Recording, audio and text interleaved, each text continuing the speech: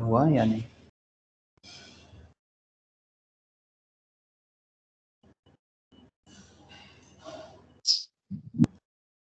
Yes sir, ठीक है, हो गया है रिकॉर्डिंग, ठीक है। Okay, good evening sir, good evening to all of you. अच्छा, तो फाइनेंशियल मैनेजमेंट पढ़ना है। हाँ, तो फाइनेंस में क्या चल रहा था सर? Working capital.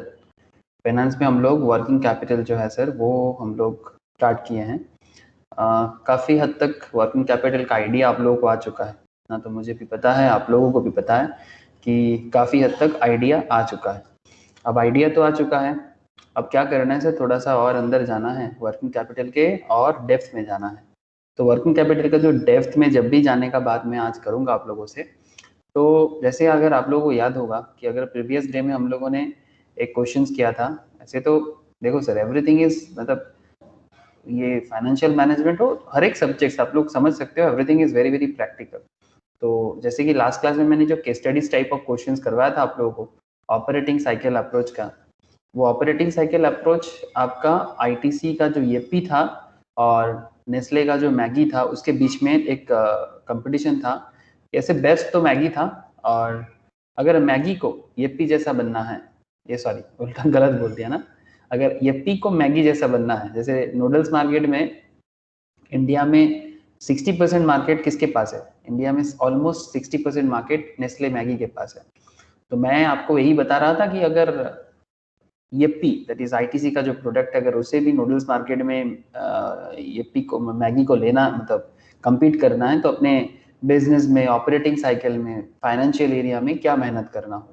तो इस तरह से कोई भी कंपटीटर, जैसे नॉट जस्ट इन मैगी, अब बिस्किट्स इंडस्ट्री में देख सकते हो, लाइक ब्रिटानिया, बेस्ट फार्म, ठीक है, ये सब कॉम्पिटिटर है सर। ऐसे हर केस में कॉम्पिटिटर आपको मिल जाएगा।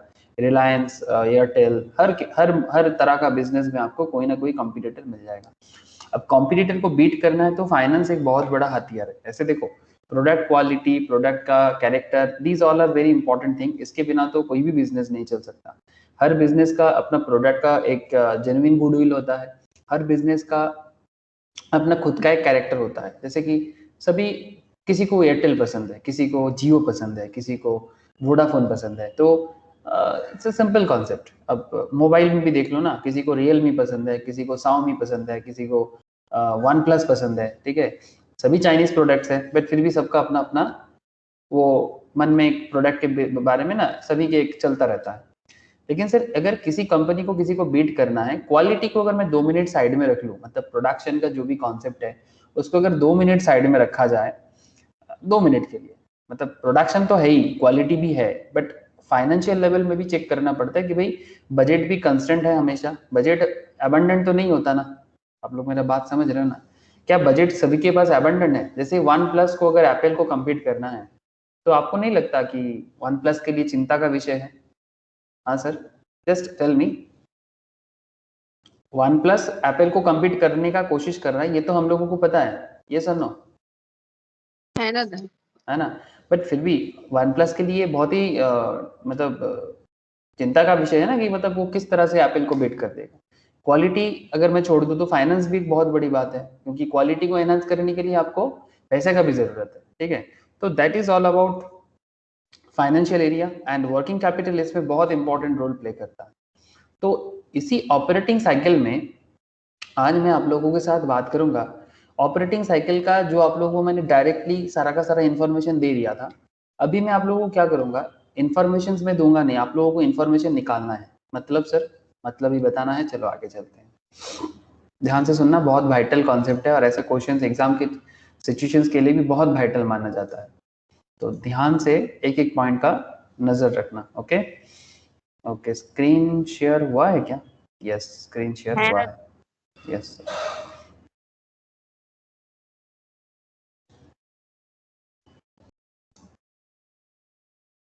Just a second.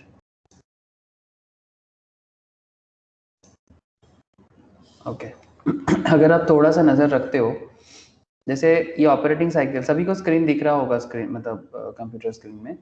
तो अगर आप थोड़ा सा नज़र डालो, जैसे कि हम लोगों ने ऑपरेटिंग साइकिल अप्रोच स्टार्ट किए थे, ऐसे तो मैं धीरे धीरे आप लोगों को लेके जाऊंगा ऑपरेटिंग साइकिल, फिर मैं आप लोगों को लेके चलूंगा।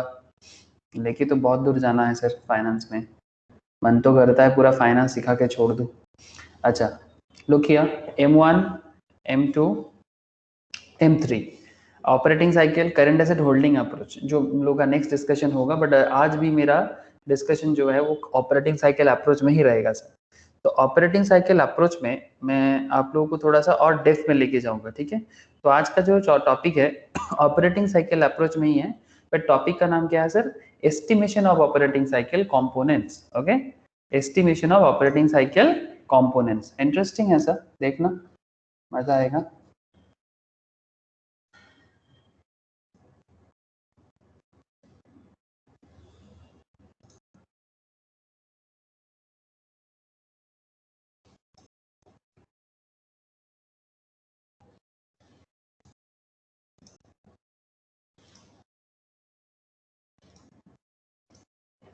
ओके चलो सर, मेरे साथ साथ चलो कुछ पॉइंट पहले लिख लो, जैसे हम लोग हमेशा करते हैं। कुछ पॉइंट पहले लिखते हैं और उसके बाद हम लोग उस पर्टिकुलर पॉइंट रिगार्डिंग क्वेश्चंस भी सॉल्व करेंगे, ठीक है।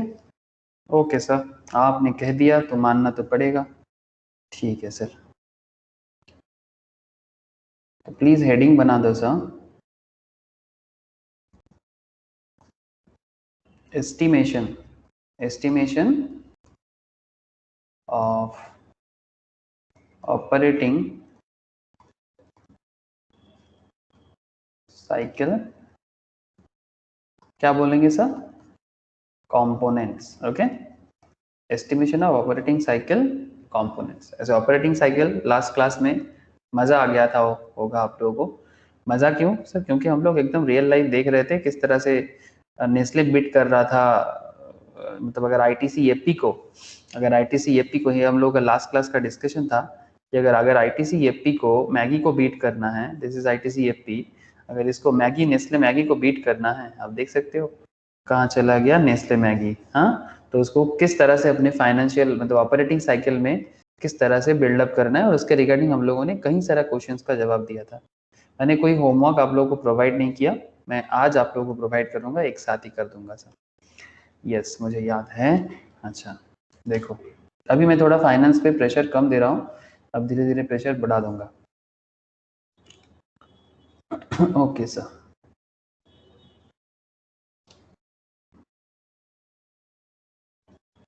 तो चले, तो estimation of operating cycle components में जानना क्या है सर? सर जानना ये है कि ईच ऑफ द, लिखिएगा मेरे साथ साथ, components, each of the components of NOC. NOC means sir, NOC मतलब क्या? No objection certificate. NOC net का ऑपर मतलब, very good sir, net operating cycle. Thank you sir, net operating cycle, thank you. Net operating cycle, तो हर point का अलग अलग मतलब होता है, हर सब्जेक्ट का अपना अपना शॉर्ट फॉर्म होता है, ध्यान में जरूर रखिएगा। तो each of the components of net operating cycle are computed by similar style formulas। Similar style formulas मतलब फॉर्मूला का जो स्टाइल है वो एक ही टाइप का है। अब क्या कॉन्सेप्ट है सर बोलो तो, जैसे कि ये जो डेटा आपके पास यहाँ पर गिवन था, अगर आप पहला क्वेश्चन जो हम लोगों ने किया, अगर आप उस पर थोड़ा सा नज़र डालो तो आपको दिखेगा, जैसे रॉ मटेरियल कितना दिन था, 20 डेज। WIP था, ऐसे था ना कि क्या क्वेश्चन था? क्वेश्चन कुछ इस तरह से था कि suppose a farm provide the following info regarding its operating cycle components: raw material period 25 days, processing period 45 days, finished goods period 30 days, debtor period 40 days, creditor period 20 days। similarly ये ITC का था, similarly Maggi का था raw material 20, WIP 35, finished goods 15, debtor 30, creditor 25।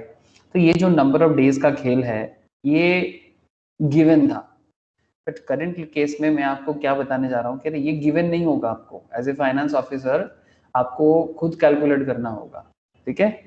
तो पहले तो given question से हम लोगों ने इस तरह से कैलकुलेशन कर लिया कि ठीक है कि इसका नंबर ऑफ साइकिल कितना है, इसका नेट वर्किंग कैपिटल कितना है, जो क्वेश्चन हमें पूछा गया था। नेट ऑपरेटिंग साइकिल पूछा गया था, नंबर ऑफ साइकिल्स पूछा गया था, नेट ऑपरेटिंग वर्किंग कैपिटल पूछा गया था। और अगर आईटीसी को मैगी को बीट करना है तो अपने वर्किंग कैपिटल में किस तरह का एक्सटेंशन या मतलब इंक्रीज या डिक्रीज करना पड़ेगा, वो भी हम लोगों ने देखा था।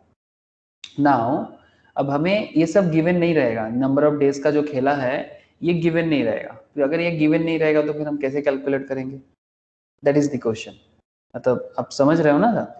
तो ये सिमिलर टाइप ऑफ फार्मूला से कैसे हम इसको सॉल्व कर सकते हैं। तो चलो सर फॉर्मूला लिखते हैं।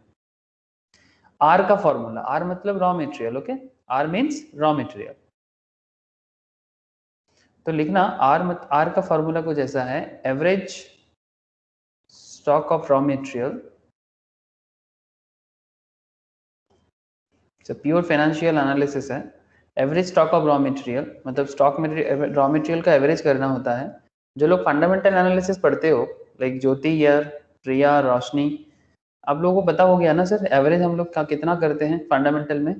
मतलब स्टॉक मार्केट में हम लोग जब भी किसी भी कंपनी का रेशियो कैलकुलेट वगैरह करते हैं, इवन आप लोग तो रेशियो क्लास भी करते हो मैम के पास, सभी कोई स्टॉक मार्केट नहीं पढ़ते होंगे बट मैम के पास आप लोग रेशियो वगैरह तो पढ़ते हो, वहां पर भी एवरेज का यूज बहुत होता है ना सर।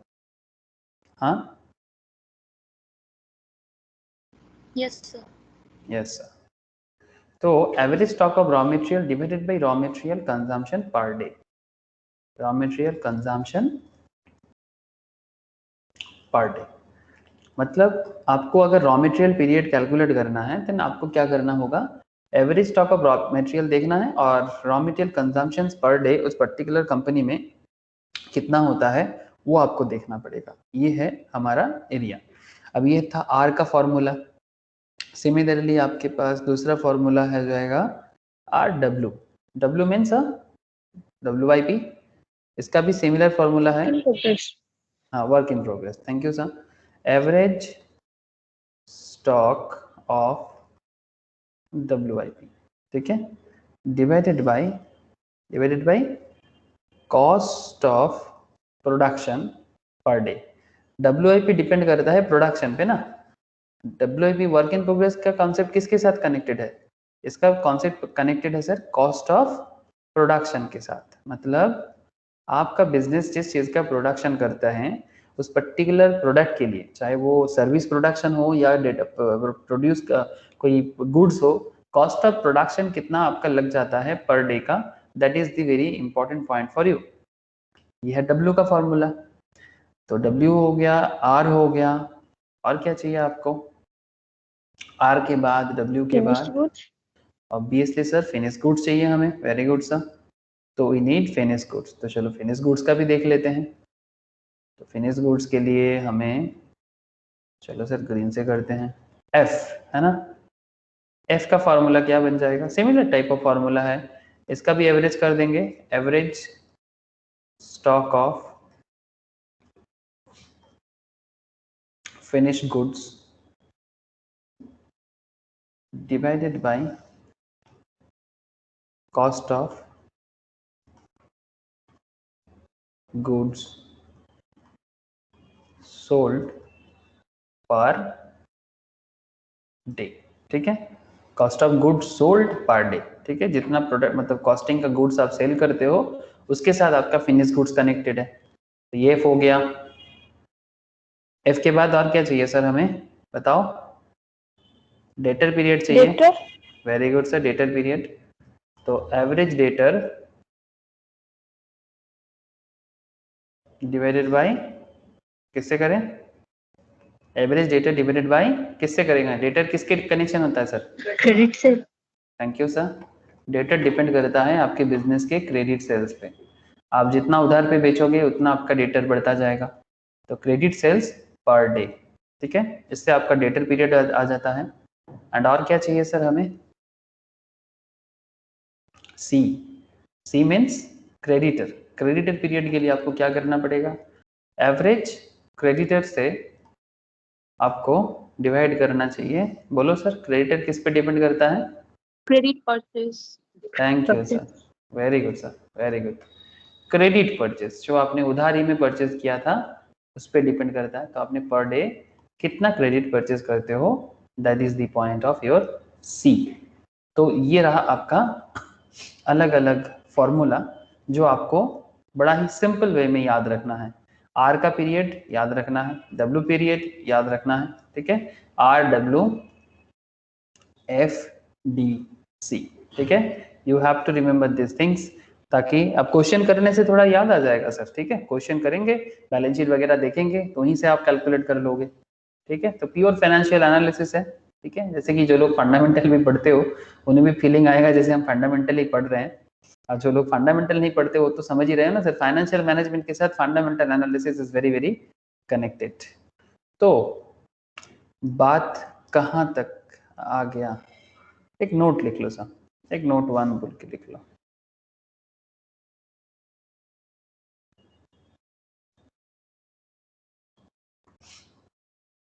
नोट 1 बोल के लिख लो।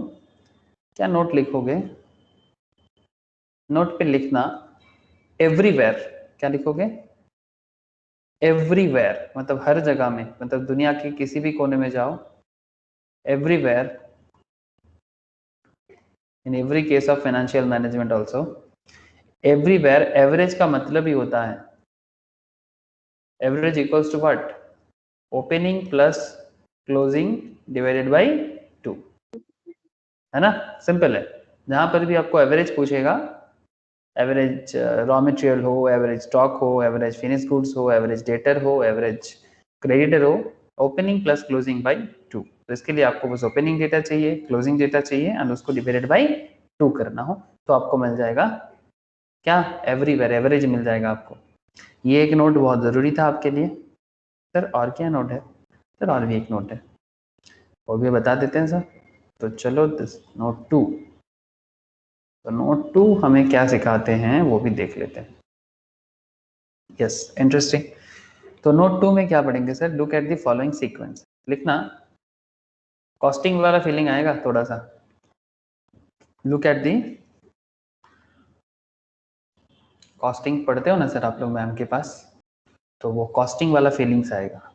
Look at the following sequence, तो ये सीक्वेंस में हमें कॉस्टिंग का फीलिंग आने वाला है, तो थोड़ा सा फीलिंग फील कर लो। Costing is a very interesting concept, बिना कॉस्टिंग का तो दुनिया में कुछ नहीं है।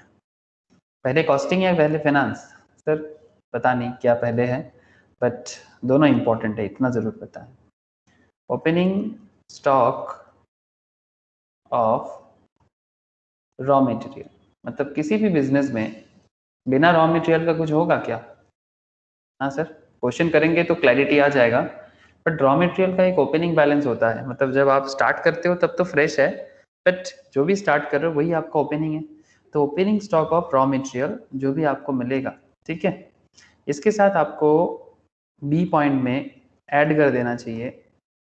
क्या ऐड करेंगे सर ओपनिंग के साथ, बोलो, अकाउंटिंग कॉन्सेप्ट भी है, ओपनिंग के साथ क्या ऐड होता है सर, इस साल अगर कुछ परचेस वर्क इन करेंगे, प्रोग्रेस।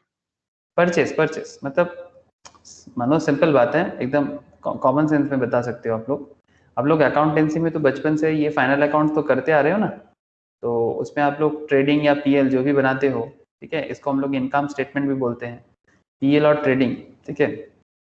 इसमें क्या होता है, आप लोग इधर क्या लिखते हो, टू ओपनिंग स्टॉक लिखते थे कि नहीं लिखते थे, अरे बचपन वाली बात है, उसके साथ ऐड क्या करते थे, परचेज। बस वही अकाउंट्स वाला फीलिंग ही तो काम कर रहा है यहाँ पर फिर से। और इसी सिस्टम पे आप लोग कॉस्टिंग में नहीं करते, कॉस्ट शीट बनाने के टाइम पे, हाँ sir, same to same concept होता है कि नहीं होता, एकदम सेम टू सेम कॉन्सेप्ट होता है। जैसे अकाउंट्स में यहाँ पर पीएल अकाउंट्स या ट्रेडिंग अकाउंट बनाने के टाइम पे आप अकाउंट्स में करते हो, कॉस्टिंग में आप लोग कॉस्ट शीट बनाने के टाइम पे भी सेम टू सेम तरह का कॉन्सेप्ट फीलिंग करते हो, ठीक है। तो अकाउंट्स, कॉस्ट, फाइनेंस सब क्या है सर, कनेक्टेड है, बस सबका थोड़ा एरिया ऑफ मतलब एक्सपर्टाइज अलग हो जाता है, और कुछ नहीं, कुछ भी नहीं, यही तो है। तो opening stock of raw material plus purchase या परचेजेस जो भी लिखो, तो परचेस को ऐड कर दो, कर दिया। ठीक है सर। पॉइंट सी में सर माइनस क्या करना होता है, बोल सकते हो? Closing stock. क्या माइनस कर देंगे? ओपनिंग और परचेस के साथ क्लोजिंग स्टॉक को माइनस कर देंगे, closing stock of raw material. Closing stock of raw material minus करने के बाद हमें क्या मिलता है बोला तो? क्या मिल जाएगा हमें, बताओ? Raw material consumed. Thank you sir, raw material consumption, very good sir. Point D में लिख दो raw material consumption, thank you. तो जो भी बिजनेस में किसी पर्टिकुलर ईयर में कंजम्पशन हो रहा है, मतलब बिजनेस कितना कंज्यूम कर रहा है, बिजनेस कितना कंज्यूम कर रहा है, that is the vital point. आपने ओपनिंग में कितना रखा था, उसके बाद आपने परचेस कितना किया, और आपका क्लोजिंग में कितना रॉ मटेरियल पड़ा हुआ है, उससे आपको पता चल जाएगा कि कितना रॉ मटेरियल बिजनेस ने कंज्यूम किया। तो वही डेटा आपको चाहिए था। सर ये सब डेटा क्या काम आता है? कॉस्टिंग वाला फीलिंग आ रहा है सर। ये डेटा वर्किंग कैपिटल के लिए बहुत ज़रूरी है, बिकॉज वर्किंग कैपिटल मतलब बिजनेस का प्रोडक्शन एरिया। अरे सर एक बात मुझे बताओ आप लोग, ये अपना रिलायंस, एक सिंपल बात करते हैं, रिलायंस इतना बड़ा फैक्ट्री चलाते हैं। हाँ सर, रिलायंस इतना बड़ा बड़ा फैक्ट्री चलाते हैं, इसका फैक्ट्री का फाइनेंशियल जो कॉन्सेप्ट है वो अपने ऑफिस में बैठ के करते हैं, ये सर नो। रिलायंस अपने फैक्ट्री, ये रिफाइनरी है इसका, रिलायंस अपने फैक्ट्री का जो भी मतलब इसको चलाने में जो भी होता है, ये यहाँ पर क्या काम करता है, यहाँ पर कॉस्टिंग होता है कि भाई 1 लीटर पेट्रोल रिफाइन करने में इनका कितना खर्चा आएगा, ठीक है, या फिर 1 लीटर डीजल को रिफाइन करने में कितना खर्चा आएगा। अब सवाल यही है कि इसका कॉस्टिंग का कॉन्सेप्ट तो फैक्ट्री में होगा, और इसका फाइनेंशियल कॉन्सेप्ट कहाँ होगा? इसका फाइनेंशियल कॉन्सेप्ट ऑफिस में बैठ के किया जाएगा, सिंपल ना। तो फाइनेंस क्या करता है, फाइनेंस उसको बैठे बैठे घर पे सोचता है कि क्या होने वाला है, और फिर फैक्ट्री में जाके उसको यूटिलाइज करना होता है। तो वो तब देखेगा इसको, जो भी फाइनेंस, अब इसको क्या चाहिए, लोन चाहिए, फाइनेंस में उसको पैसा चाहिए। सपोज मानो कि इनको दुबई से तेल लाना है या फिर इराक से तेल लाना है, तो ये क्या किया, क्रूड ऑयल ऑर्डर किया इराक को, ठीक है। रिलायंस जामनगर का फैक्ट्री के लिए इराक से, ईरान से क्रूड ऑयल ऑर्डर किया। अब उसको मानो कि 20 बैरल क्रूड ऑयल चाहिए, तो 20 बैरल क्रूड ऑयल ऑर्डर कर दिया। अब 20 बैरल क्रूड ऑयल को क्या करेगा, या फैक्ट्री में लाके डालेगा, फिर उसको रिफाइन करेगा, पेट्रोल बनाएगा, डीजल बनाएगा, और इंडियन मार्केट में या फिर फॉरेन मार्केट में एक्सपोर्ट करेगा, या इंडियन मार्केट में सेल करेगा। तो उसके लिए इनको पैसा चाहिए, तो उसके लिए उसको फाइनेंस करना पड़ेगा। से फॉर एग्जांपल 100 करोड़ चाहिए, ठीक है। अब ये 100 करोड़ क्यों चाहिए? बिकॉज इस 100 करोड़ इसलिए चाहिए बिकॉज बैरल का क्रूड ऑयल मंगाने का खर्चा, रिफाइनिंग करने का खर्चा, प्लांट का जो भी मशीनरीज है, एसेट्स है, उसका खर्चा, उसका डिप्रिसिएशन का खर्चा, सब खर्चा को कॉस्टिंग में कैलकुलेट करना पड़ता है, और फिर जाके फाइनेंस के लिए सोचना पड़ता है, और तब फाइनेंस उसको एनालाइज करता है, उसका फ्यूचर प्रॉफिट के बारे में सोचते हैं। और उसी का जो ये जो पैसा बिजनेस में ये लगा रहा है, ये सब पैसा क्या है? वर्किंग कैपिटल ही तो है। हाँ सर, बताओ सर, आप लोगों को बिजनेस समझ आ रहा है? आप लोगों को बिजनेस समझ आ रहा है सर? बोलना प्लीज। हाँ सर। है ना? तो यही तो है वर्किंग कैपिटल। तो बिजनेस कॉस्टिंग, मतलब बिजनेस इसको कॉस्टिंग करेगा, कॉस्टिंग उसको फाइनेंस को बोलेगा, फिर फाइनेंस उसको अकाउंट्स को बोलेगा, और अल्टीमेटली वर्किंग कैपिटल अकाउंट्स में मेंटेन किया जाएगा। लेकिन वर्किंग कैपिटल किस तरह से रेडी होता है, I hope you all understand. तो एकदम सिंपल सर, बेसिक से बात कर रहे हैं, कोई मतलब एडवांस लेवल का बात तो छोड़ो, एडवांस कुछ नहीं होता दुनिया में, सब चीज़ बेसिक्स होता है। सर क्या बात करते हो? हाँ सर, बेसिक्स अच्छा है तो एडवांस भी कोई दिक्कत नहीं है। Okay okay, raw material consume हो गया।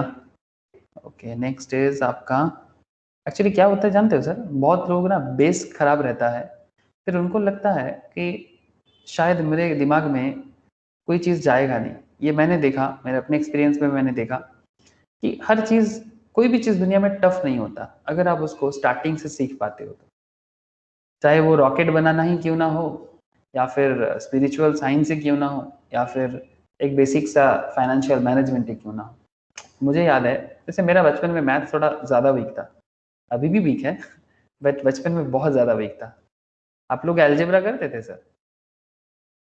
हाँ, अरे अलजेब्रा में ये सब फॉर्मूला वगैरह होता था ना, ए स्क्वायर प्लस बी स्क्वायर, ए स्क्वायर माइनस बी स्क्वायर, ए प्लस बी का होल स्क्वायर। अरे करते थे कि नहीं करते थे? हाँ हाँ, सर। तो ये एक फॉर्मूला है, बता सकते हैं स्क्वायर माइनस बी स्क्वायर का फॉर्मूला?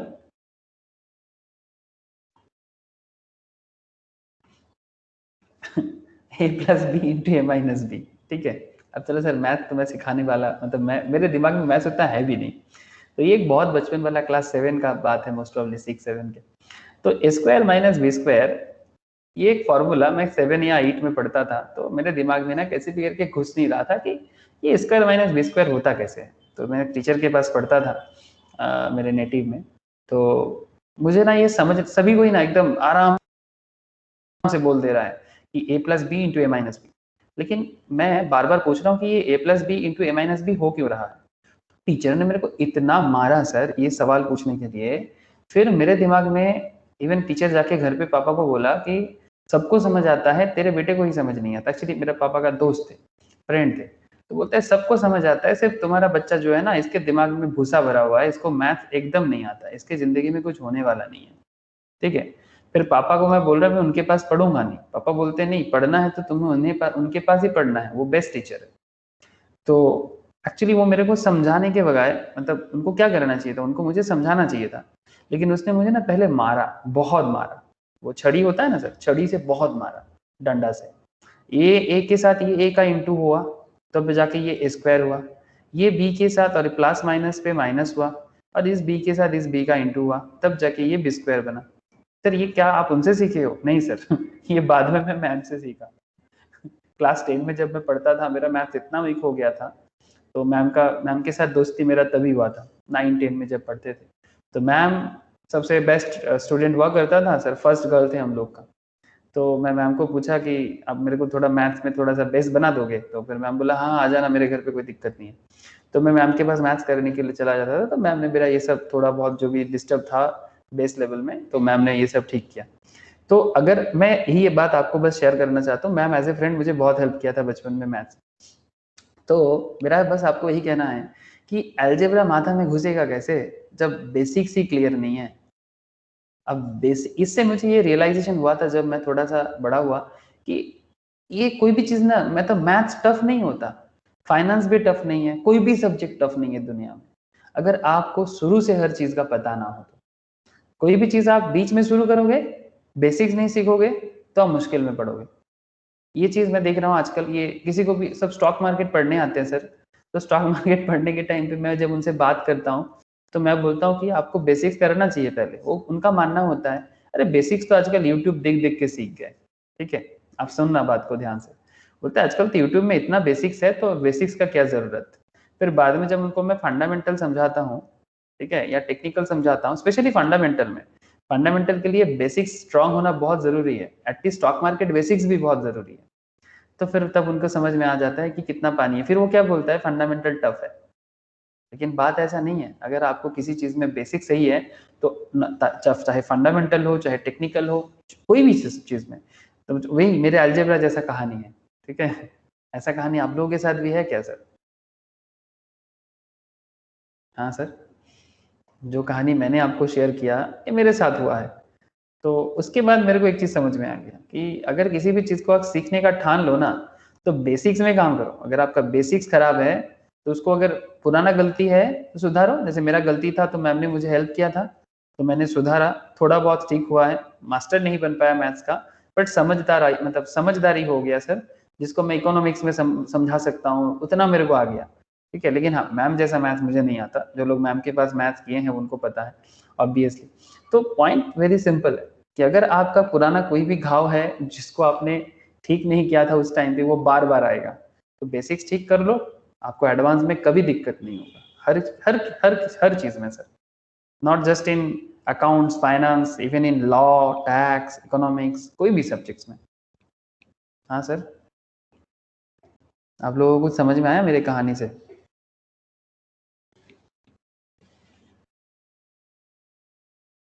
किसी को कुछ भी समझ नहीं आया? आया सर। आया सर। तो बस अपने बेसिक्स पे हमेशा काम करते रहना। इसीलिए मैं मानता हूँ कि एडवांस कुछ भी नहीं होता है, हर चीज बेसिक्स होता है, ये मेरा मानना है। अब जरूरी नहीं कि आपका मानना है मेरे जैसा ही हो। अच्छा, रॉ मटेरियल कंज्यूम के साथ ऐड कर दो sir wages and production overhead. क्या ऐड करना है? Wages and production overhead. ठीक है, ये किसके साथ ऐड करना है? रॉ मटेरियल कंज्यूम के साथ ऐड करना है। वेजेस एंड प्रोडक्ट मतलब जितना रॉ मटेरियल आप कंज्यूम कर रहे हो, से फॉर एग्जांपल रिलायंस अपने जामनगर के फैक्ट्री में जो भी रॉ मटेरियल लाएगा, अब इस रॉ मटेरियल जैसे वो क्या करता है, वो इराक वगैरह से क्रूड ऑयल लाता है ना सर। रिलायंस वगैरह का काम क्या है, आप लोग जानते हो ना सर? रिलायंस का काम क्या है? बहुत सिंपल काम है इसका। ये ऐसे बहुत बड़ा कंपनी है, बहुत रिचेस्ट पर्सन है, पर धीरूभाई अंबानी ने ये अपॉर्चुनिटी देखा था और इसीलिए उस टाइम पे ये काम करवा किया था। बट अभी तेल का मार्केट खत्म हो रहा है तो मुकेश अंबानी धीरे धीरे ये ऑयल इंडस्ट्री को कम कर रहा है, बिकॉज फ्यूचर ऑयल का अच्छा नहीं है सर। ऑयल धीरे धीरे खत्म हो जाएगा, हमें कुछ दूसरा एनर्जी ढूंढना पड़ेगा, जब तक हम लोग नहीं ढूंढेंगे मुश्किल बढ़ता जाएगा। लेकिन सर अभी भी है मार्केट तो चलेगा अभी, जैसे ईरान, इराक, कुवैत, बहरीन, कतार, ये सब कंट्री से तेल आता है। ये देखो सर, जहाज भर के गल्फ ऑफ ओमन होके, दुबई होके, ये गुजरात में जामनगर में आके घुसता है। ठीक है, और ये जामनगर के फैक्ट्री में इसको रिफाइन करते हैं। तो ये जो तेल क्रूड ऑयल के तौर पे यहाँ से इधर आ गया, किससे भर के आया? ऑब्वियसली जहाज से भर के आ गया। ठीक है, आप समझ सकते हो, जहाज से भर के क्रूड ऑयल आ गया गुजरात में। अब ये क्रूड ऑयल को ये क्या कर रहा है? रिफाइन कर रहा है। तो रिफाइन करने के लिए आपको लेबर का ज़रूरत है, मशीन तो है ही, लेबर एंड वेजेस भी तो चाहिए। तो लेबर है तो फिर वेजेस भी देना पड़ेगा। तो जो वेजेस लेबर को हम दे रहे हैं उसको तो मैं वेजेस बोल दूंगा, लेबर को मैं वेजेस दे रहा हूँ। और ओवरहेड क्या होता है? जैसे एक फैक्ट्री को चलाने के लिए, I hope you all know sir, indirect expenses होता है ना, जैसे इलेक्ट्रिसिटी का खर्चा, टेलीफोन का खर्चा, एडमिनिस्ट्रेशन का खर्चा। ये गुजरात की ये जामनगर वाले फैक्ट्री में रिलायंस कर रहा है ना। ठीक है, अब यहाँ पर सर्च करते हैं रिलायंस जामनगर, मिलेगा कि नहीं मिलेगा, आई डोंट नो। मिल जाएगा, मिल जाएगा शायद। ये देखो पहुंच गए, देख पा रहे सर? ठीक है, ये पहुंचा रिलायंस का जामनगर वाला एरिया में। तो अल्टीमेटली आप समझ ही रहे हो कि किस तरह से प्रोडक्शन ओवरहेड काम करता है। ये पूरा एक सिटी है अंदर बेसिकली जामनगर। ठीक है, तो चले सर, बात को समझने का और क्या है, सिंपल है, जितना सिंपल समझो उतना अच्छा। तो अल्टीमेटली पहुंच गए हम लोग फिर से वो जगह में, वेजेस एंड प्रोडक्शन ओवरहेड। तो इसको ऐड करना पड़ेगा रॉ मटेरियल के साथ। सर मैं हर चीज़ का रीजन बता रहा हूँ क्यों ऐड करना है, आपको अगर समझ में नहीं आ रहा है तो फिर समझ लो। ओके, नेक्स्ट सर, और क्या ऐड करेंगे? सर पॉइंट नंबर एफ डालो और प्लस कर दो opening WIP। Work in progress में अगर कुछ भी ओपनिंग अमाउंट है तो उसको ऐड कर दो, और अगर कुछ भी आपके पास क्लोजिंग WIP है तो उसको लेस कर दो। वेजेस एंड ओवरहेड ऐड करने के बाद ओपनिंग WIP ऐड हो जाता है, क्लोजिंग WIP अगर कुछ भी रहेगा तो उसको लेस कर देना चाहिए होता है। क्या मिलेगा, कौन बताएगा सर? इसके बाद हमें एक डेटा मिलता है, what is this data called? फिर से देखो, cost of production. Thank you sir, costing का बात है, मौसमी एकदम सही बोल रहे हैं sir. Opening stock of raw material plus purchases minus closing stock of raw material, raw material consume मिल गया।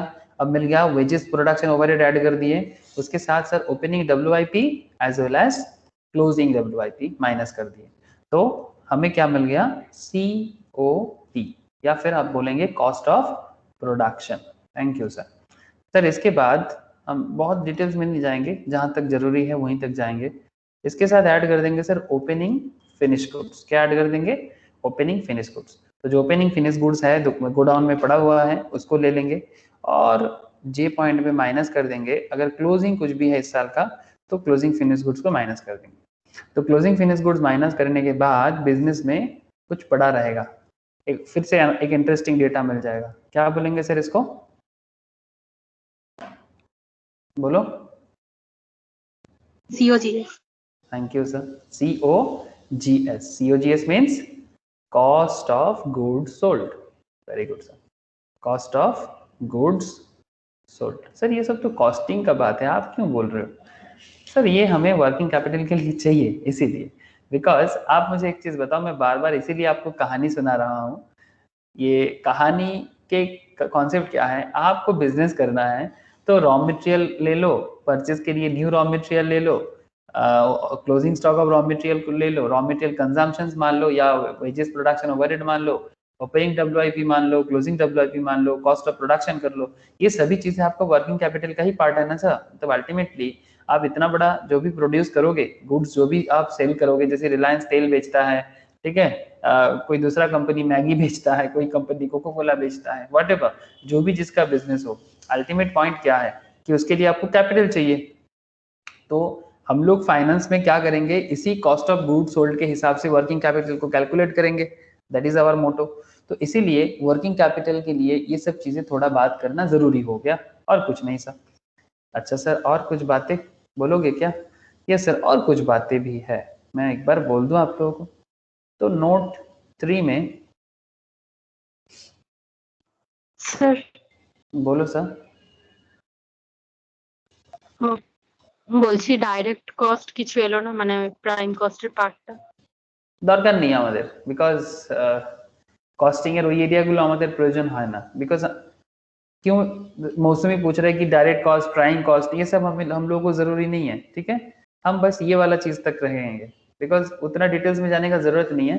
बिकॉज हमारे यहाँ पर ये जो सीओपी का एरिया है, that is our important area, ठीक है। रॉ मटेरियल कंजम्पशन हमारे लिए इम्पोर्टेंट है, सीओपी हमारे लिए इम्पोर्टेंट है, और ये कॉस्ट ऑफ गुड सोल्ड हमारे लिए इम्पोर्टेंट है। इसीलिए ये तीनों पॉइंट कॉस्टिंग से हम लोगों ने फाइंड आउट करने का रास्ता देख लिया, ठीक है। अब प्राइम कॉस्ट जो भी कॉन्सेप्ट है कॉस्टिंग का, वो कॉस्टिंग डील करेगा, उसको फाइनेंस को डील करने का जरूरत नहीं है। समझ में आया मौसमी? उस एरिया में डील करने का काम कॉस्टिंग का है, वो फाइनेंस को डील करने का जरूरत नहीं है। इसीलिए हम लोग कॉस्टिंग में बात नहीं करेंगे। और बात समझ में आ गया कि क्यों और डील नहीं करना चाहते? मतलब मैं नहीं, ये फाइनेंस का ही कॉन्सेप्ट है कि वो कॉस्टिंग में अंदर नहीं जाएगा तो कॉस्टिंग क्या करेगा, बिकॉज वो थोड़ा सा पूरा एकदम कॉस्ट रिलेटेड मैटर हो जाएगा। तो हम लोग कॉस्ट रिलेटेड मैटर में और ज्यादा नहीं जाएंगे, जितना जरूरी है उतना ले लिए। बोल, बात समझ आया कि नहीं? স্যার বলছি যে ফ্যাক্টরি ওভারহেড যেটা আর ওপেনিং ডব্লিউআইপি এইসব তো প্রাইম কস্টের সাথে অ্যাডজাস্টমেন্ট করার পরেই না ওটা আসে কস্ট অফ প্রোডাকশন। यस, वो तो सही बोल रहा है, वो तो सही बोल रहा है, बट वो डिपेंड करता है क्वेश्चन में हमें क्या मिलता है उसके बेसिस में। अभी देखना कुछ क्वेश्चंस करेंगे तो तुझे समझ आ जाएगा कि हम लोग फाइनेंस में इसको किस तरह से करेंगे, ठीक है। तो जैसे ओपनिंग डब्ल्यूआईपी, क्लोजिंग डब्ल्यूआईपी, अगर प्राइम कॉस्ट के साथ कुछ एडजस्टमेंट करना हो तो कर देंगे, लेकिन हमें यहाँ पर और जरूरी नहीं है। ऐसे तुम लोग तो कॉस्टिंग करते ही हो, ऐसे तो तुम लोग कॉस्टिंग करते ही हो ना, तो फिर अगर कहीं पर जरूरत होगा तो कर देना, है ना।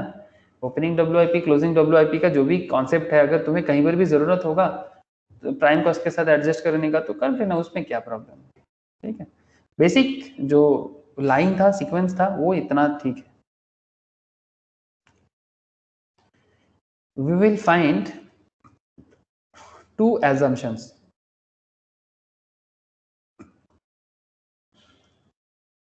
देखो ना, फाइनेंस कितना सारा पॉइंट में बात करेगा। We will find two assumptions in the calculations.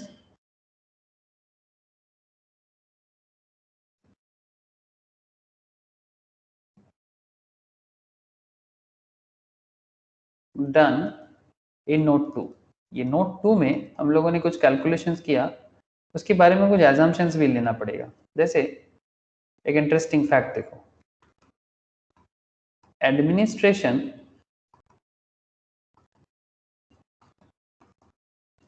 and selling expenses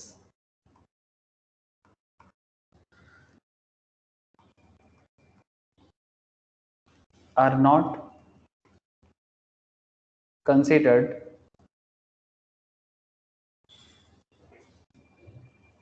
to be part of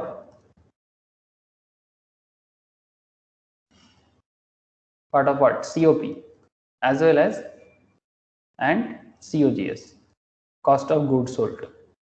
Point to be noted sir. Administration and selling expenses, ये एक्सपेंसेस भी तो बहुत इंपॉर्टेंट एक्सपेंस है जो आपके सीओपी में ऐड हो जाना चाहिए, ठीक है। लेकिन क्या होता है, हम लोग ये देखते हैं कि फाइनेंस में जो भी ऑथर्स है तो कोई कोई इंक्लूड करता है, कोई कोई इंक्लूड नहीं करता, तो इसको लेके थोड़ा सा कंट्रोवर्सी है। कोई कोई एडमिनिस्ट्रेशन सेलिंग को सीओपी सीओजीएस में लेता है, कोई कोई बोलता है नहीं नहीं लेना चाहिए। तो सम ऑथर, सर हम लोग क्या करेंगे बताते हैं sir. Some authors includes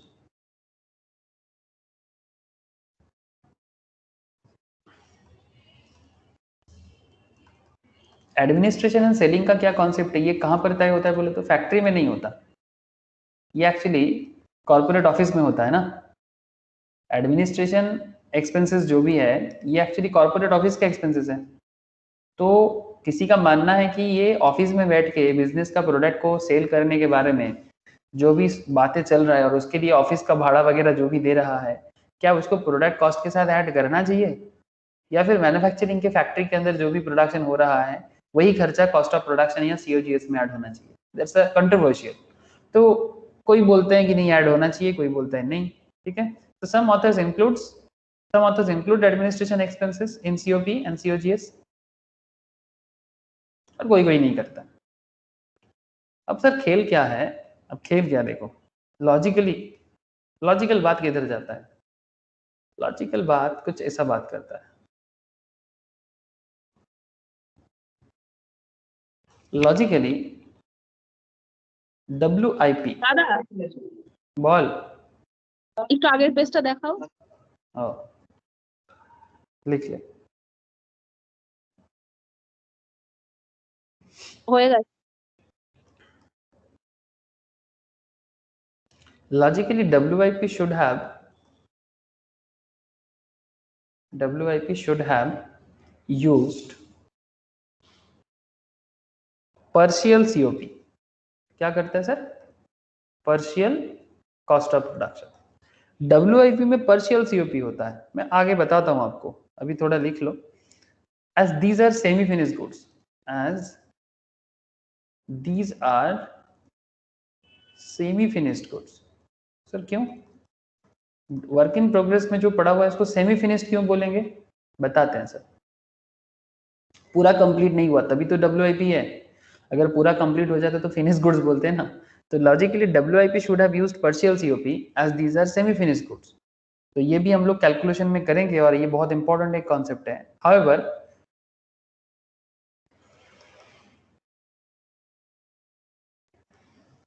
while calculating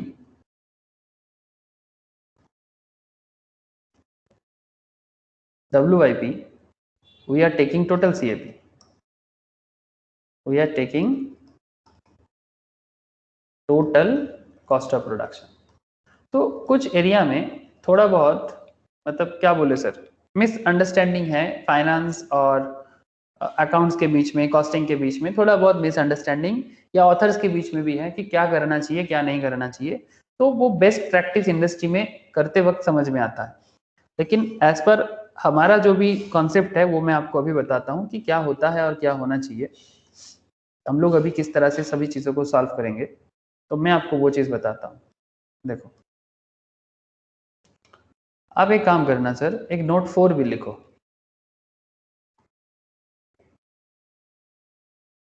note 4 में लिखना sir, estimation of working capital equals to total operating expenses divided by number of cycle, divided by number of cycle।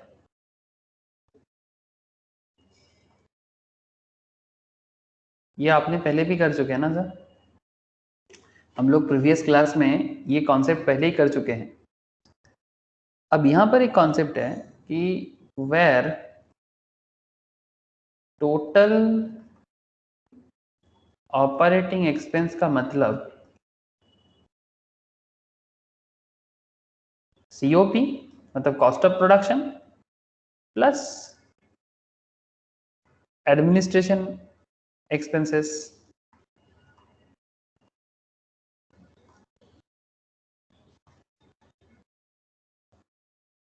Plus selling expenses, ये तो होना चाहिए, ये तो होना चाहिए। तो कुछ पॉइंट कुछ जगह में बोलते नहीं है, उसको मैंने इसलिए नोट में बता दी, ठीक है। तो ये कुछ पॉइंट में थोड़ा सा समझदारी रखना पड़ेगा। टोटल ऑपरेटिंग एक्सपेंस के साथ ऑपरेटिंग एक्सपेंस के अंदर आपका सीओपी तो आएगा ही, उसके साथ एडमिनिस्ट्रेशन प्लस सेलिंग भी ऐड होना चाहिए। अब चलो सर एक काम करते हैं, क्वेश्चन करते हैं। तो आपके मन में जो भी चल रहा है ना, सर क्या हो रहा है, किस तरह से हो रहा है, देखना जरूरी है। तो चलो सर देख लेते हैं। Following information is forecasted by the CS limited. क्या आप लोगों को क्वेश्चन दिखाई दे रहा है सर? जस्ट टेल मी। हाँ सर। हाँ सर। Okay sir.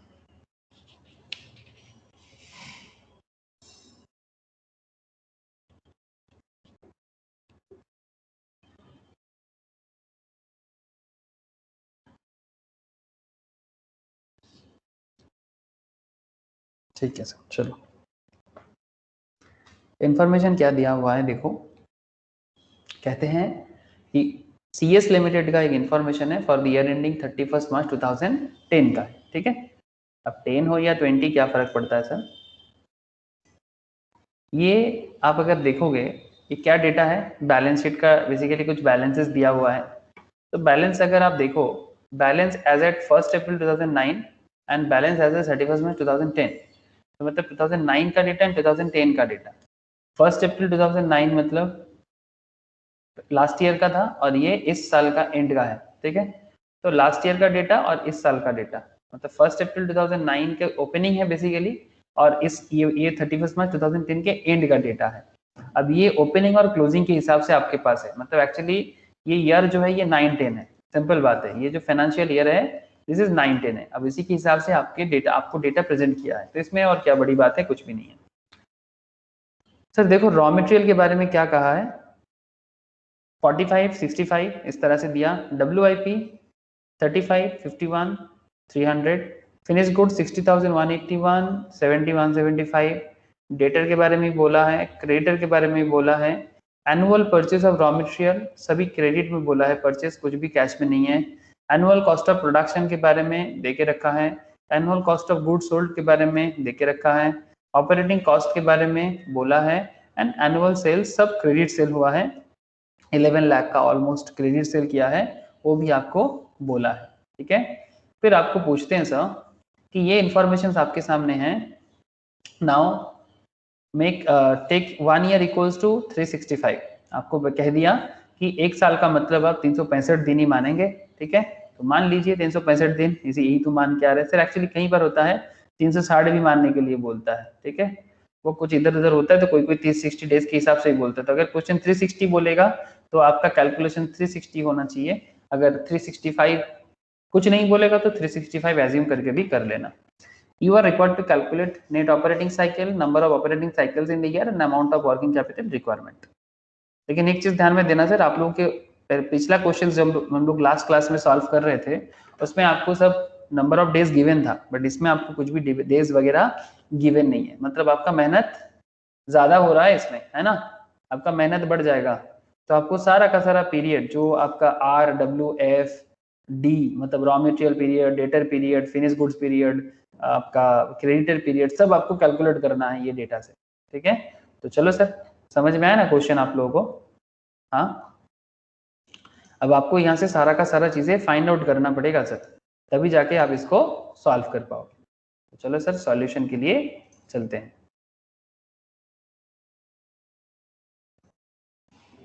क्वेश्चन समझ में आ गया होगा सबको? ठीक है।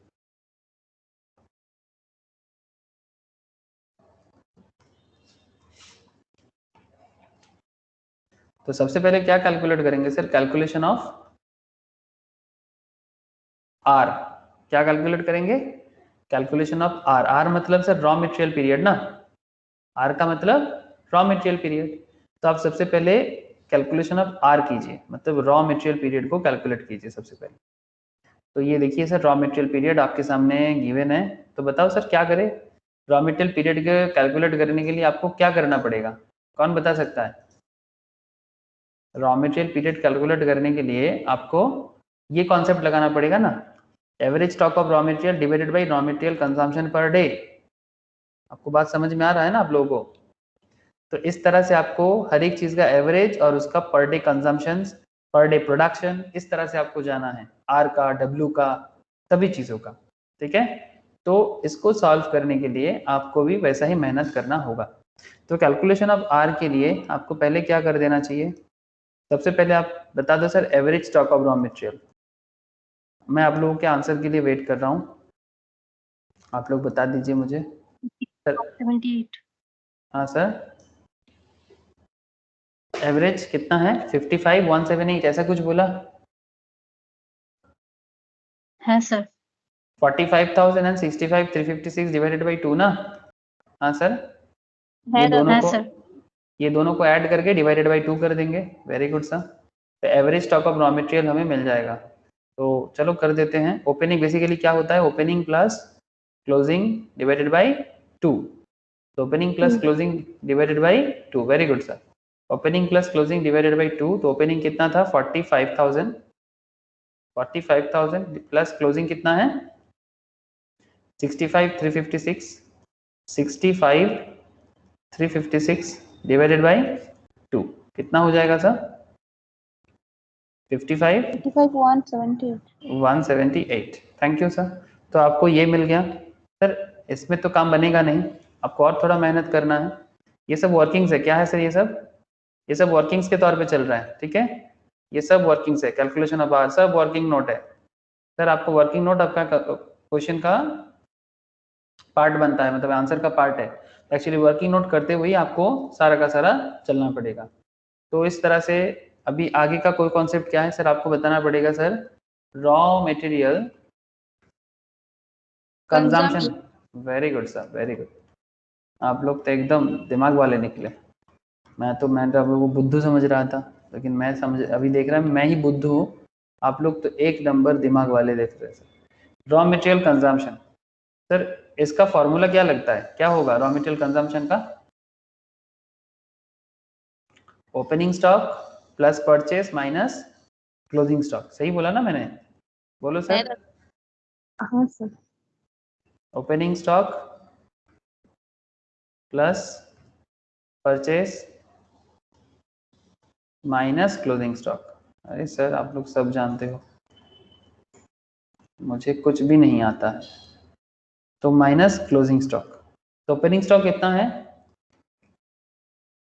किस चीज का चाहिए? रॉ मटेरियल का 45, 45 आपका ओपनिंग है। परचेस कुछ हुआ क्या?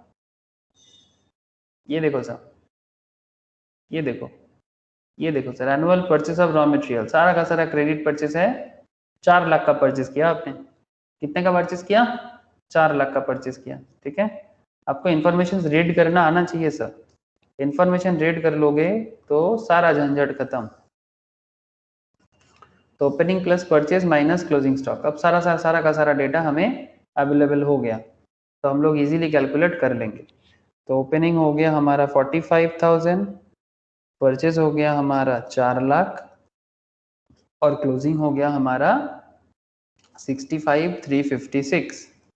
बताओगे सर कितना हो? 4 लाख 644। हाँ sir, 379,644, very good sir. This is your सारा साल का फॉर द ईयर, ओके। लेकिन आपको क्या चाहिए सर, पूरा साल का चाहिए कि पर डे का चाहिए?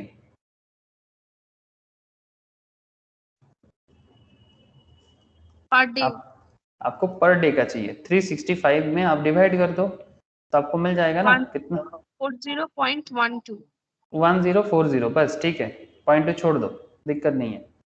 ये 1040 पर डे, ये हुआ आपका raw material consumption per day. अब आपको क्या करना है, आर चाहिए आपको, तो मिल गया ना। तो स्क्रीन 2 मिनट होल्ड करो ना। स्क्रीन को छोटा,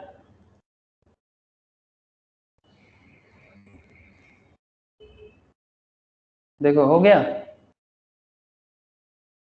हाँ सर। ओके, तो आपको चाहिए आर, तो बना दो, बताओ तो सर आर कैसे मिल जाएगा?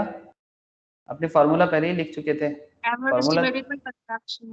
Average stock divided by raw material consumptions per day. Very good, sir. Average raw material 55, 178, which you already know, and 1040. This is you already calculated. So कितना आ रहा है? 53.06 यही है ना? 06. Okay 53.06 days. ठीक है, समझ आ गया होगा. आर पीरियड समझ में आ गया. अब अगर आर समझ में आ गया हो तो सर डब्ल्यू भी हो जाना चाहिए. तो डब्ल्यू बताओ. मतलब डब्ल्यू मतलब WIP है ना. वर्क इन प्रोग्रेस पीरियड आपको कैलकुलेट करना है. इसके लिए आपको क्या मेहनत करना होगा? आपको average stock of WIP calculate करना होगा. Average stock of WIP. और आपको चाहिए COP. अच्छा पहले WIP का डेटा देख लेते हैं सर. WIP का डेटा क्या बोला है sir? Opening 35, closing 51,300. Opening 35, closing 51,300 divided by 2. तो बता दीजिएगा सर मुझे थोड़ा सा क्या हो जाएगा. और कॉस्ट ऑफ प्रोडक्शन का भी डेटा आपको चाहिए. कॉस्ट ऑफ प्रोडक्शन का डेटा भी देके रखा है सर 7.5 लाख. हाँ sir 7 lakh 43,150. Okay very good sir. तो एवरेज स्टॉक ऑफ WIP हमें. हाँ बोलो sir. 21 days. 21 days. Yes 21 days. Very good sir. तो एवरेज स्टॉक ऑफ WIP.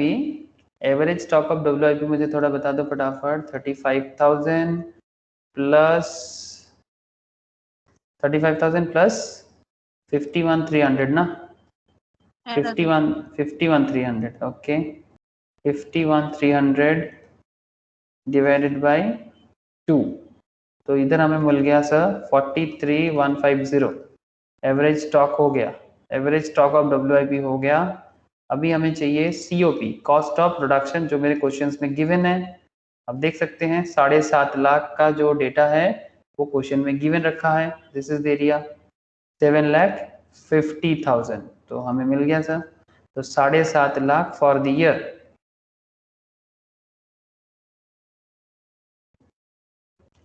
तो 7.5 लाख फॉर द ईयर है. तो फिर पर डे का क्या हो जाएगा? 7,50,000 डिवाइडेड बाई 365. तो आपको मिल जाएगा सर कितना? 2055 per day. Okay now therefore W का डेटा आपको पता चले गया.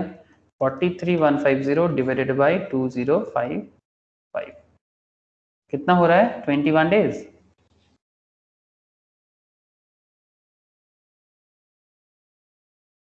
चेक कर लो सर.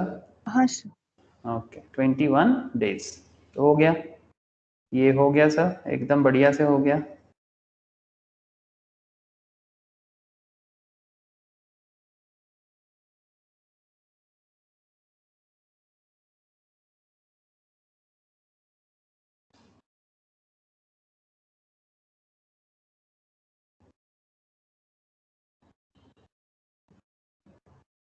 चलो सर अब क्या चाहिए? R हो गया, W हो गया, और क्या चाहिए सर हमें? F चाहिए. चलो F के लिए मेहनत बनाते हैं. F calculation. ठीक है.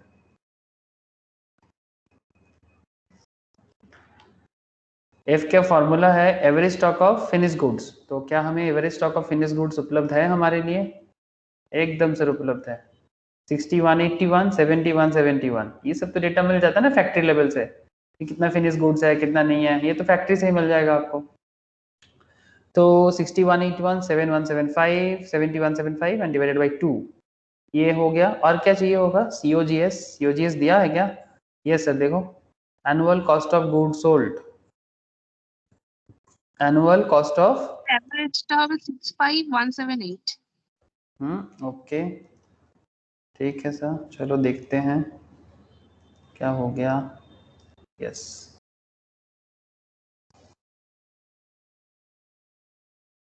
अगर COGS तो 9,15,000 था. 9,15,000.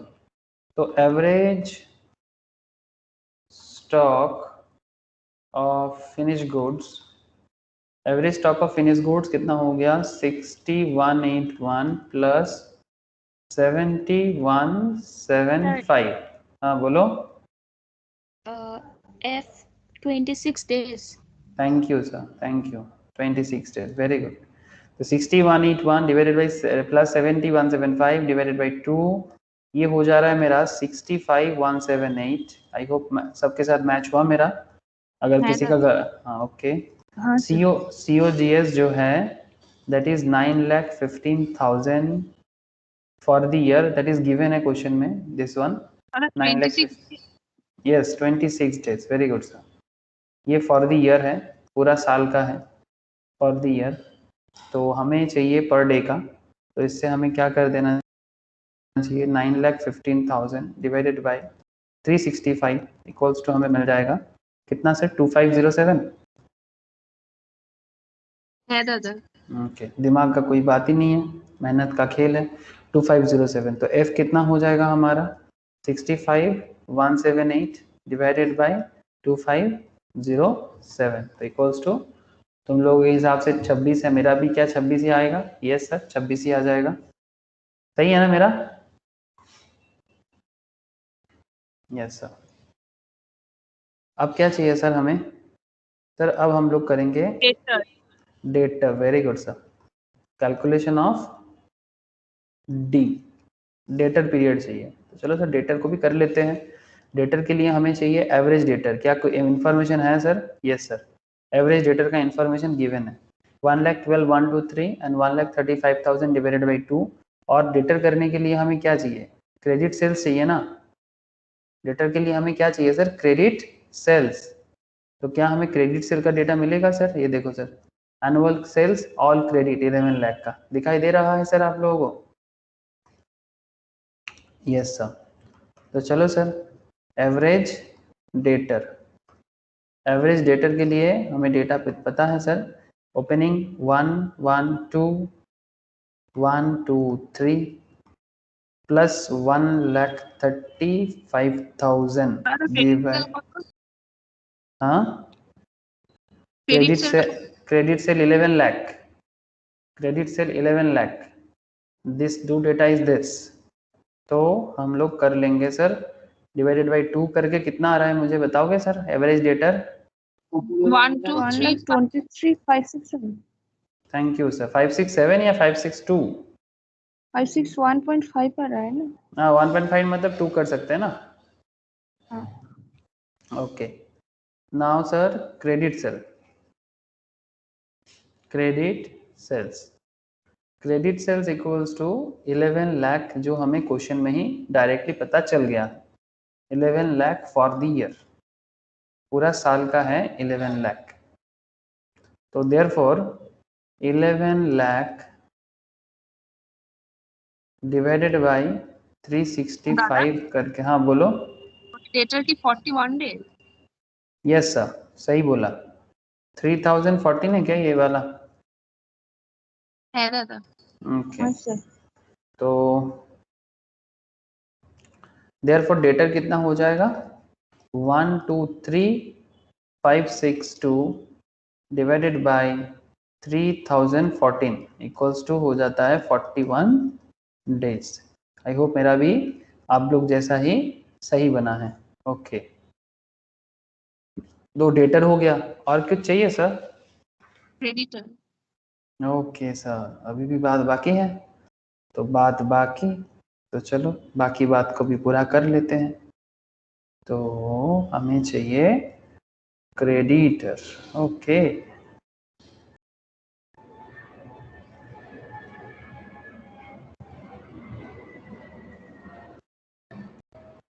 हमें चाहिए क्रेडिटर, तो सी ना, कैलकुलेशन ऑफ, क्या करें? कैलकुलेशन ऑफ सी। तो कैलकुलेशन ऑफ सी, तो सी के लिए हमें चाहिए एवरेज क्रेडिटर। तो क्या हमें एवरेज क्रेडिटर का पता चल जाएगा क्वेश्चन में? यस, डेटा तो मिल ही जाएगा, डेटा तो मिल ही जाना चाहिए। एवरेज क्रेडिटर, क्रेडिटर का ओपनिंग पता है देखो 50,079 एंड क्लोजिंग भी पता है 74,669। सर क्रेडिटर के लिए हमें कौन सा डेटा चाहिए? क्रेडिटर का ओपनिंग क्लोजिंग तो मिल गया, बट इसका कैलकुलेशन के लिए हमें क्या चाहिए? Credit purchase. Credit purchase, very good sir. Annual purchase of raw material, यही 4 लाख का डेटा ही आपका काम आएगा जो आपका कंजम्पशन के टाइम पे भी काम आया था, ठीक है। तो वही सेम डेटा पे ही आपका काम बनेगा, क्योंकि क्रेडिटर भी परचेज पे ही कनेक्टेड है। तो बस आपको कनेक्टेड पॉइंट के साथ ही काम करना है, एकदम लॉजिकल है सर, कोई इधर उधर का बातें नहीं, पूरा लॉजिकल बातें हैं। तो 50,079, बोलो सर। क्रेडिटर की 55 डेज। 55 कत बोलली? 55। हाँ सर 55 सही हुआ है, 55 सही हुआ है। अच्छा ये कितना हो जाएगा सर? 6274। हाँ सर। और क्रेडिट परचेज हमें कितना दिया है सर? 4 लाख। क्रेडिट परचेज हमें पता है equals to 4 lakh for the year. तो अगर credit purchase 4 lakh for the year है तो आपका पर डे का हो जाएगा 4 लाख बाई 365 करेंगे 365 इक्वल्स टू हो जाएगा 1096 डेज, है ना। 1096 पर डे का, पर डे का, डेज नहीं पर डे, सॉरी डेज बोल दिया मैंने, 1096 पर डे। तो फिर क्रेडिटर आपका हो जाएगा सी पीरियड, क्रेडिटर पीरियड हो जाएगा 60274 डिवाइडेड बाई 1096, कितना? 55। क्या मेरा सही है सर? देखो तो एक बार, है दादा। 55 डेज। ओके, तो फिर आप लोगों को तो पता ही है ना sir, therefore net operating cycle के लिए जो भी डेटा था वो आपको मिल गया ना, R plus W plus A plus D और माइनस C, है ना। C। तो R का कितना हो गया? 53.06, W का 21, सही पुट कर रहे हैं ना? 86.06। हाँ सर 86.06, मतलब आप 86 डेज ही बोल सकते हो, प्लस 26 प्लस 41 और माइनस 55, तो आपका हो जा रहा है 86 डेज। क्या मेरा सही है? एक बार देख लीजिएगा आप लोग। 0.06 को आप लोग छोड़ सकते हैं, दिक्कत नहीं है। 86 दिन का ऑपरेटिंग साइकिल है आपका, मतलब आपका एक साइकिल 86 दिन का है बिजनेस का। मतलब जो आप लोगों ने प्रीवियस डे में भी किया था, बट प्रीवियस डे के क्वेश्चंस में आपके लिए इजीनेस क्या था कि आपके लिए ये सारा का सारा इन्फॉर्मेशन अवेलेबल हो रहा था, बट ये इन्फॉर्मेशन अभी आपको थोड़ा मेहनत करके निकालने के लिए मजबूर हो रहा है, ठीक है। तो आपको यहाँ पर निकाल के ये सारा का सारा आपको खुद निकालना पड़ा, तो यही फर्क हो गया आपका प्रीवियस क्वेश्चन के साथ इस क्वेश्चन का। नाउ क्वेश्चन नंबर, ये पूछा था आपको, आपका सवाल देख लो आप क्या है। आपको पहले पूछा था नेट ऑपरेटिंग साइकिल पीरियड, जो आपने बता दिया 86 दिन का है। फिर आपको पूछा है number of operating cycle in the year, पूरा साल में आप कितना ऑपरेटिंग साइकिल कर सकते हैं? बोलो सर कितना? Number of cycle 4.24। 4.24, number of cycle in the year equals to 5, total 365 है डेज डिवाइडेड बाई 86 डेज, तो आपको पता जा रहा है सर 4.24 क्या बोलेंगे टाइम्स, मतलब ये जो बिजनेस है इसका साल में 4 बार इसका घूमता है टोटल साइकिल पीरियड, है ना। साल में 4 बार इसका साइकिल घूमता है, मतलब साल में 4 बार का साइकिल इसका पूरा होता है, ठीक है। अरे ये जो लोग फंडामेंटल क्लास करते हो, हम लोग उस दिन फंडामेंटल में ऐसे ही चीज पढ़ रहे थे ना सर, कितना साइकिल घूमता है उस पर डिपेंड करता है ना बिजनेस का। अगर नंबर ऑफ साइकिल ज्यादा होगा तो अच्छा है ना सर, मतलब इसका मतलब है कि उसका बिजनेस में सेल का फ्लो अच्छा है। आप बात समझ रहे हैं ना सर, इसका मतलब है उसके बिजनेस में सेल अच्छा है, और जिसका जितना ज्यादा साइकिल बनेगा साल में उसका बिजनेस में प्रॉफिट होने का चांसेस भी ज्यादा हो जाएगा, हाँ या ना बोलो। आपके पास गोडाउन में जो भी माल है, से फॉर एग्जांपल जैसे मैं उस दिन आप लोगों को बैटरी बिजनेस से बता रहा था, या फिर कोई भी सिंपल एक ग्रोसरी स्टोर वाले के ही समझो, एक ग्रोसरी शॉप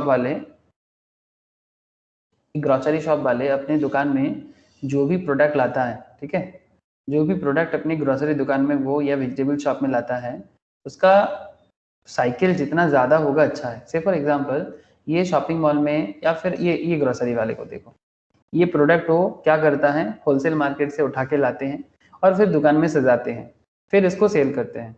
तो दुकान से लाना, दुकान में सजाना मतलब एज ए स्टॉक इसको मेंटेन करना, पहले उसके लिए क्या था, परचेज था, फिर उसको दुकान में सजाया स्टॉक की तरह, फिर इसको सेल किया, डेटर हुआ, फिर डेटर से पैसा कलेक्ट किया, ठीक है, क्रेडिटर को भी पेमेंट किया। तो सारा का सारा ये जो भी प्रोसेस है, ये जितना जल्दी जल्दी इसका स्टॉक का फ्लो होगा, हाँ सर, जितना फास्ट फ्लो होगा उसके लिए उतना ज्यादा मतलब इनकम करने का चांसेस बढ़ जाएगा। यस और नो? नंबर ऑफ, अगर ये मानो कि ऐसा प्रोडक्ट ये हर हफ्ते में चेंज करता है, मतलब जो भी प्रोडक्ट यहाँ पर है, ठीक है, ये सारा का सारा प्रोडक्ट इसका एक एक हफ्ते में निकल जाता है, ठीक है, तो अच्छा बात है ना, इसका मतलब बिजनेस में सेल अच्छा है, कस्टमर्स ओरिएंटेशन अच्छा है और बेसिकली डिमांड बहुत हाई है, तो it's a good sign for the business. क्या सर, गुड साइन है कि नहीं है? अरे बोलो तो सही, समझ में नहीं आ रहा है क्या? हाँ सर, क्या मेरा बात समझ में नहीं आया? है दादा।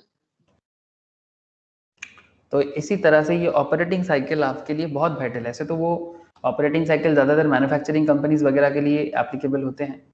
Amount of working capital requirement, अब आपको कितना कैपिटल चाहिए, कैसे निकालोगे? 224056। 224056, very good sir. Amount of working capital requirement,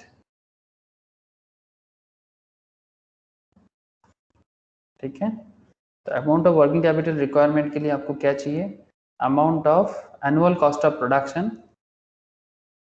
annual cost of production चाहिए आपको,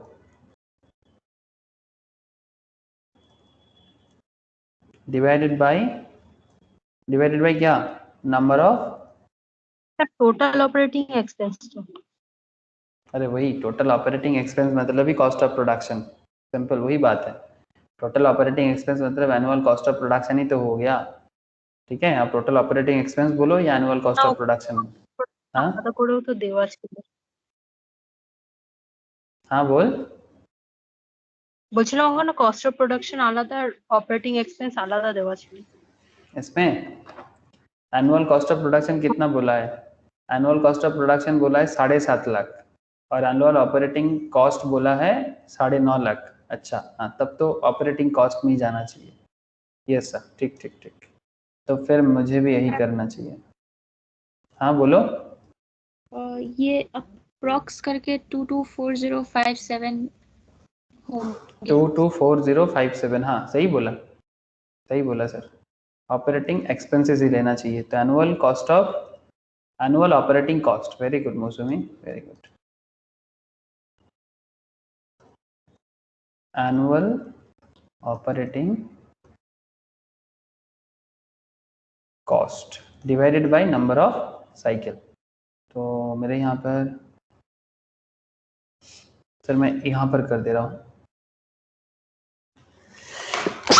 सॉरी सर, क्या ओपन हो गया भाई, ओके दादा 22406। हाँ वैसा ही, मतलब 9.5 लाख है, 9,50,000 डिवाइडेड बाय कितना साइकिल करोगे, 4.24 साइकिल, तो 9,50,000 को आप पर साइकिल में डिवाइड कर दो, तो आपको एक एक साइकिल के लिए 224057 इतना अमाउंट का ज़रूरत पड़ जाएगा।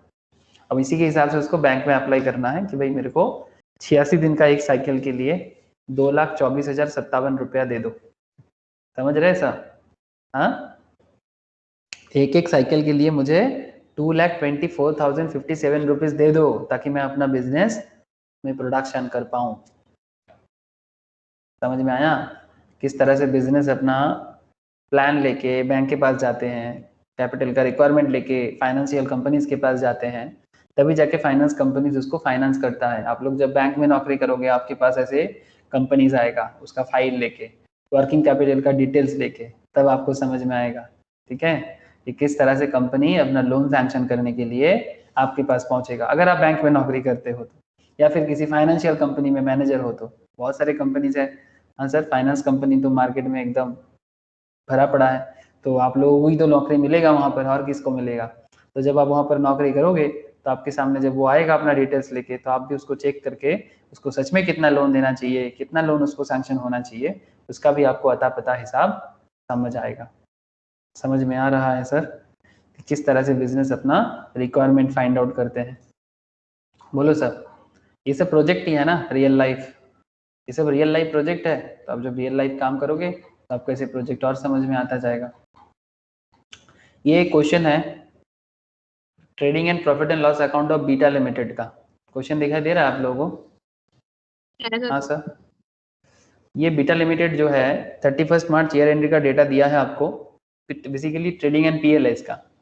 इसमें आप देख सकते हैं बिजनेस का opening stock, raw material, WIP, finish goods, purchase credit, wages, production expense, gross profit भी है। इधर आपको sales, closing stock, raw material, WIP, finish goods वो भी मिलेगा। फिर पीएल के अंदर, मतलब ये ट्रेडिंग हो गया, ग्रॉस प्रॉफिट तो ट्रेडिंग में मिलता है ना। और उसके बाद आपको यहाँ पर पीएल के अंदर क्या आ जाता है, ट्रेडिंग पीएल एक साथ ही बना हुआ है सर, नो इशू, ठीक है। अब ट्रेडिंग के नीचे ही आपको जैसे ये ग्रॉस प्रॉफिट इधर ट्रांसफर हो जाएगा, क्योंकि इधर अभी पीएल का पार्ट चालू हो रहा है। एडमिनिस्ट्रेशन एक्सपेंसेस, ठीक है, सेलिंग एक्सपेंसेस, और फिर इधर ग्रॉस प्रॉफिट से माइनस करके आपका आ जाता है नेट प्रॉफिट। तो इस तरह से आपको पूरा पीएल का इंफॉर्मेशन गिवन है। और आपको क्या पूछ रहे हैं सर, आपको सिंपल सवाल कर रहा है, आपके सामने क्वेश्चन यही है कि द ओपनिंग एंड क्लोजिंग, ध्यान से देखिएगा, the opening and closing balance of debtors were 1.5 lakh and 2 lakh, 1,50,000 and 2 lakh respectively, whereas opening and closing creditors were 2 lakh and 2,40,000 respectively. You are required to ascertain the working capital requirement by operating cycle method. Operating cycle method use करके आपको इस question का जवाब निकालना है कि इसको कितना वर्किंग कैपिटल जरूरी है as per operating cycle method. कर लोगे घर पे? हाँ सर, बनता है होमवर्क इसका? हाँ सर बोलो, अरे बनता है कि नहीं बनता है? है दादा। हो जाना चाहिए सर, ठीक है। तो आप लोग मुझे करके मुझे नेक्स्ट क्लास में बोलिएगा, या फिर आप लोग मुझे भेजिएगा, करके मुझे भेजिएगा, मैं देख लूँगा किसका कितना हो रहा है, ठीक है। फिर मैं नेक्स्ट क्लास में आप लोगों के लिए चालू करूँगा एस्टिमेशन ऑफ वर्किंग, मतलब working capital, estimation of working capital मैं आप लोगों के लिए स्टार्ट करूँगा फाइनेंस में। ओके ओके सर, समझ आया कि नहीं? है दादा। सबको समझ आया किस तरह से हम लोग ऑपरेटिंग साइकिल का डिटेल्स कैलकुलेशन कर सकते हैं, ठीक है। तो वो था आपका होमवर्क, मैं सेंड कर देता हूँ, आप लोग प्लीज़ घर पे एक बार ट्राई कीजिएगा, ठीक है। और मुझे सेंड कीजिएगा, जो भी आप ट्राई करके करोगे मुझे व्हाट्सएप कीजिएगा इमेज, मैं देखूंगा किसका कितना हो रहा है, ठीक है सर। तो फिर आज इतना ही रखता हूँ, कोई डाउट हो तो पूछो sir. Any question sir? Preeti, Mousumi, Priyatama, Jyoti, okay sir, clear है? ओके है दादा। ओके रोशनी, ठीक है। प्रीतम कहाँ Good चला night, गया? ओके सर, चलो bye, good night sir, tata, sir. Bye sir. Bye sir. দাদা হ্যাঁ রশনি বল। বলছি নাম্বার দিয়ে দিয়েছিলে তুমি? না দিইনি, কেন রে? না অ্যাকচুয়ালি আমি ওই লিখেছিলাম ইনস্টাতে মেসেজে একজন করেছে বাট অন্য ছবি দেওয়া তো একটা মেয়েই করেছে